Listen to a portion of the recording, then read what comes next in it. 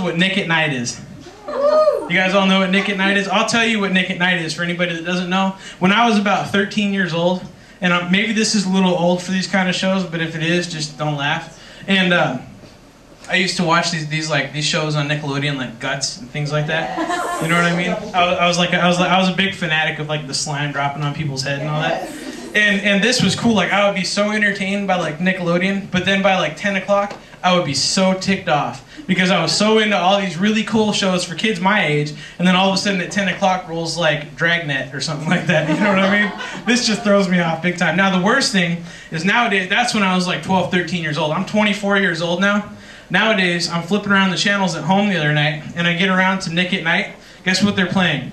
Fresh Prince of Bel-Air. Yeah. Who can remember the very first episode of Fresh Prince of Bel-Air? I probably watched it, you know what I mean? I was there when it happened. I'm only 24 years old. So it makes me curious. When I was 12, was there people 24 going, I remember when Dragnet first started? It was awesome.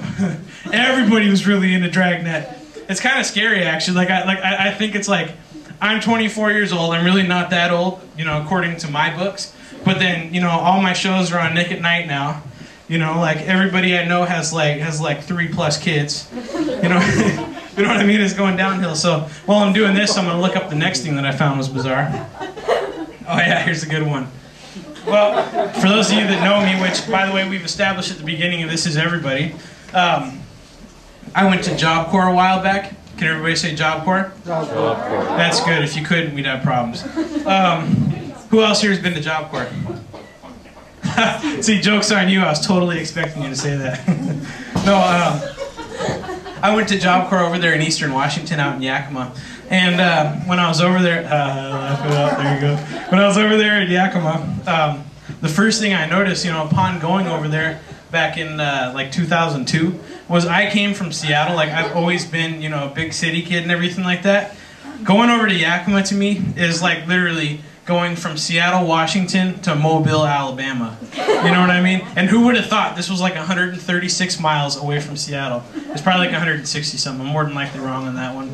Another shortcoming on my part, but either way. The thing is, like, I get on the bus going over there, you know, and I'm like, Yakima, I've never been there. It's probably some nice city, you know. Maybe they got a cool bus system like us. Job Corps is probably in town.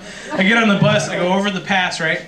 I get to the other side of that thing, and I get off the bus and everything, and the first thing I notice is a tumbleweed. And I'm like, what the heck is that? So we get to this town called White Swan, and literally I was just waiting for the southern dude to come out around the corner and be like, Mama, the Job Corps kids is here, get the dinner ready, supper gonna be on the table, guys. You know what I mean? That's the kind of stuff you expect to get from towns like that, but no, these are the same people that have been to Seattle at one point, converted to Yakima, and now they're hillbilly. You know what I mean? I don't know how it happened like that. Let me tell you something about the town of White Swan. The town of White Swan is a population of probably about 168 people and about 4,000 dogs. Oh my God. That's the first thing I noticed about White Swan, Washington. Everywhere you go, literally, you go to restaurants, there's probably more dogs sitting at the tables than there is people. You know what I mean? The waitresses like learn to communicate with dogs like they're humans because they have no choice. You know what I mean? It's like one person for every 10 dogs. What are you gonna do? You know? Dogs drive cars over there. I'm not even kidding. So, sorry, I was laughing louder part. I didn't think I was going to get that carried away with that subject. So. I'm going to move to the next one because I got to kind of get through all these. I have like 4 left. The next one thing that I really find bizarre after thinking about this, and has anybody ever heard? There's a TV show. It's on like E or something like that. It's like stands for entertainment, right? On entertainment, there's a TV show, and it's like Runway Models or something like that. And I watched like 35 seconds of the show, and through watching it, like, you see these people coming down on the runway and the stuff they're wearing, and the whole time you're watching this, it's like, who really wears this in public? Like, you see it, half the stuff they're wearing, it's like, you know, I've been on this earth for, guess how many years? 24. Exactly. And in the time I've been on this earth, I've never walked by a 7-Eleven or anything and seen some lady wearing like plastic clothes and like 65 pounds of makeup walking by me. It just doesn't happen, you know what I mean? People there are normal. People in the real world are normal. They're not like alien, like whatever they're wearing coming down that thing. So I had this idea kind of to fix this problem. They should make runway shows for people that look normal, you know what I mean? for people that wear like clothes that everybody else would, that you would see somebody walking by 7-Eleven wearing. Then it goes something kind of like this. Stop it. You kind of hear the techno music comes in. I've never actually stood this far back. That's kind of cool looking. Techno music's going and everything like that. All of a sudden, then you have Ryan coming out with the great 2 shades of grey t-shirt, ladies and gentlemen, getting all into it, coming down to the floor, doing his walk around, going this way. He is wearing black jeans. Ladies and gentlemen, can you believe that? Van shoes. Show the Vans, Ryan. There they are. Oh man, this is absolutely amazing. This came to a total price of $13 at Walmart. That's my idea of a runway show. That's how I think it should be. I don't know what this whole plastic and...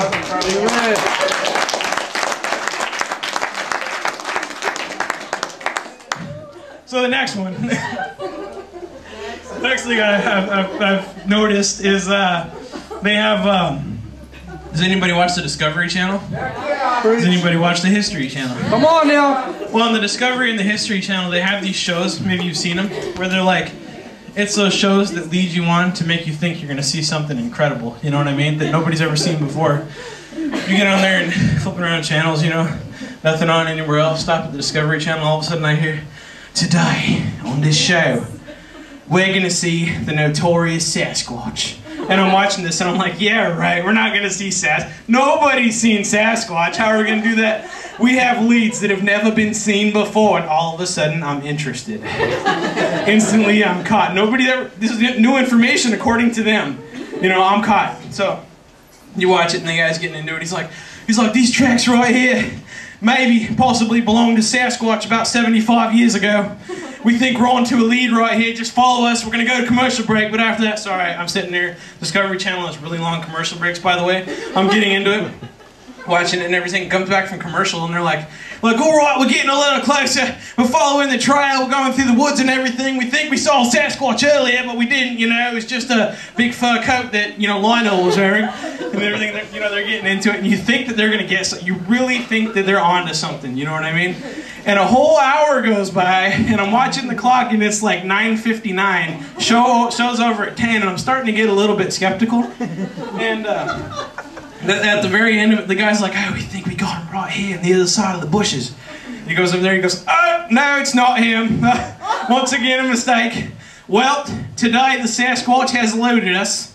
Maybe he'll catch us next week. You know, and I'm watching it, and it's like, oh, I really thought I was going to see Sasquatch there for a minute, you know? I mean, it sure would have been in the papers, but maybe I just haven't read lately.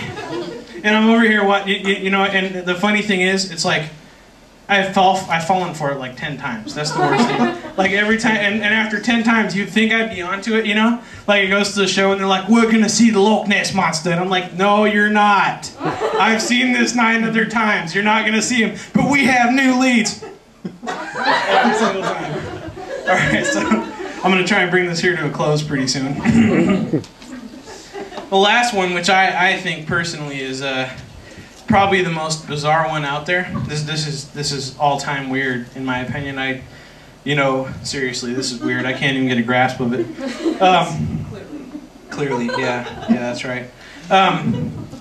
You have these people that go to church on Sunday, and they sit there in like the altars and everything like that, and they're listening, and they kind of have that fixed look on the pastor. Pastor's right there, so I'm going to go ahead and focus.